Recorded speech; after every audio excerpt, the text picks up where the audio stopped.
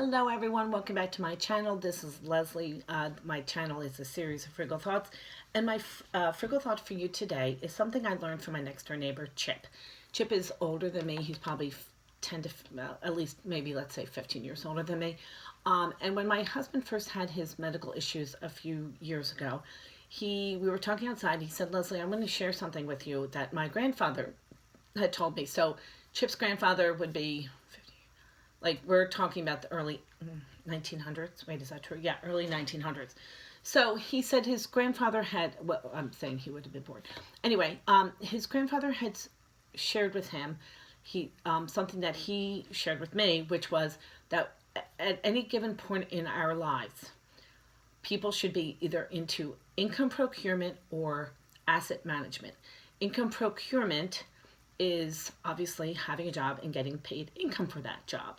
I would also, because I was a stay-at-home mom for years, throw into that that if you are a stay-at-home mom, you are adding to the value of your home in a way that can't really be, really can't be quantified. So I would say that if you're a stay-at-home mom, you are also in that income procurement phase in a different way, but then once that ends, then you have to be an asset, or this was Chip's grandfather's idea. You should be in asset management. And Chip said, this is the way I've always thought about my life. I'm either in income procurement and asset management. He's now, I think, pretty much retired. He was a consultant for years, but I have really thought about this a lot, and I don't think you can get too crazy about it, but I will say that as someone who has just in the last 5 years gone back to work, I've been in the income procurement phase, and I do project-based work.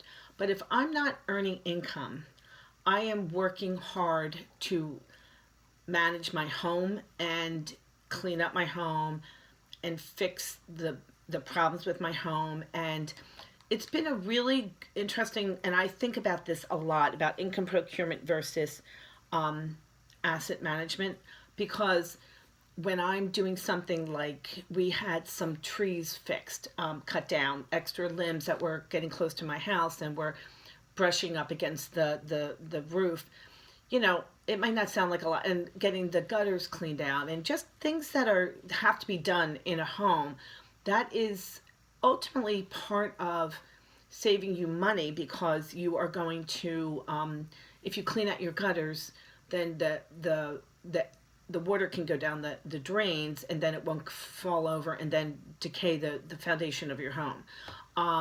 If you have a buildup in your chimney that you don't clean out, then it can become a potential fire hazard. So you want to clean out your chimney. That's all asset management. But anyway, it's been really helpful for me, and that's one of the things. My husband has been more hesitant to get some home improvements done. And I'm not talking big home improvements. I'm talking about like cleaning out the chimney and cleaning out the gutters and cutting down trees that are knocking against the windows on my second floor.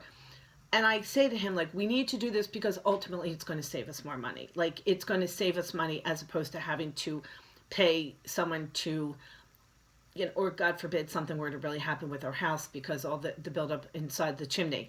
So, which if you don't clean out the inside of your chimney, you should be doing that like once a year or once every other year. But anyway, so it's just something I wanted to throw out there. That's my frugal thought for the day. It has been really helpful for me to think about.